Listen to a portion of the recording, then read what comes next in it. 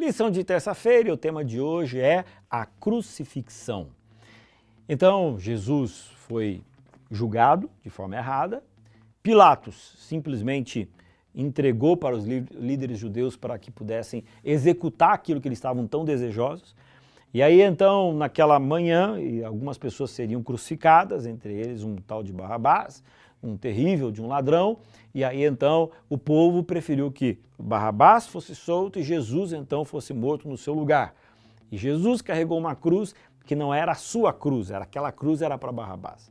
Ele não aguentou, então ele precisou de ajuda e ali na sexta-feira, mais ou menos por volta de umas meio-dia, entre meio-dia e 3 horas, aí então Jesus foi crucificado.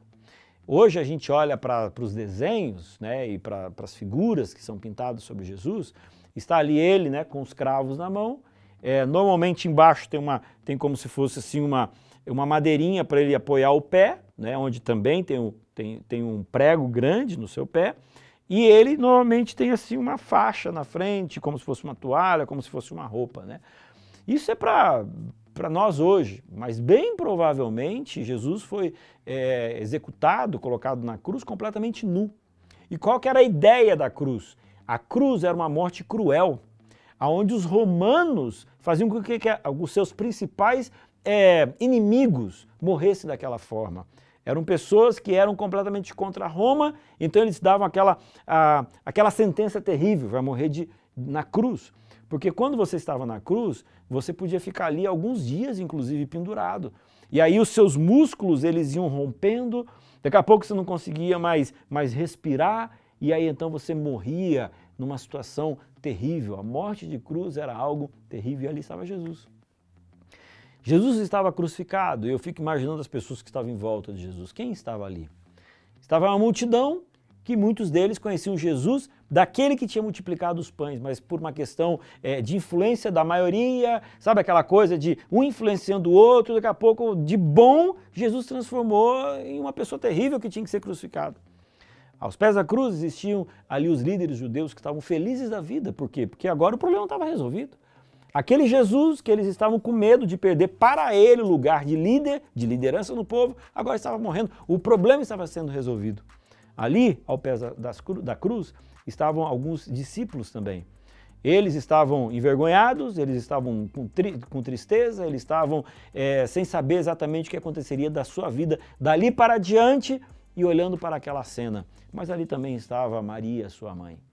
Maria olhava para Jesus, eu fico imaginando ela lembrando do instante em que ela recebeu a notícia do anjo dizendo: você vai ter aquele que é o prometido. Eu fico imaginando Maria lembrando do primeiro momento em que segurou nos seus braços um lindo bebezinho e ela sabia que ali era um homenzinho, mas também ali era Deus. Que coisa impressionante. Eu fico imaginando Maria lembrando como que ele foi um filho exemplar, cuidando, estando sempre ao seu lado, sendo carinhoso. E eu fico imaginando as lágrimas de Maria rolando pelos seus olhos, olhando agora para o seu filho que estava ali sofrendo e morrendo. Cada um daqueles tinha um sentimento, mas todos tinham uma necessidade. Todos precisavam que Jesus morresse para eles terem a salvação. Os líderes judeus, por mais terríveis que eles foram, eles precisavam de Jesus. Os guardas romanos, que estavam ali simplesmente cumprindo com o seu dever e o seu trabalho, estavam ali com o coração endurecido, mas eles também precisavam daquele que estava pendurado na cruz do Calvário. Para todo ser humano, só existe uma forma de ter os seus pecados perdoados. No momento em que a gente aceita Jesus como Senhor da nossa vida. E a podridão do pecado agora é lavado com o sangue de Jesus. E aí somos purificados. Ali existe uma grande multidão, cada um com um sentimento, mas todos com uma grande necessidade. Eles precisavam daquele Jesus para salvar a sua vida. E sabe de uma coisa? Você também precisa desse Jesus. Renda seu coração, que seus olhos se encham de lágrimas ao pensar no amor maravilhoso que Ele demonstrou por você na cruz do Calvário. E aceite-o como seu Salvador e como Senhor da sua vida.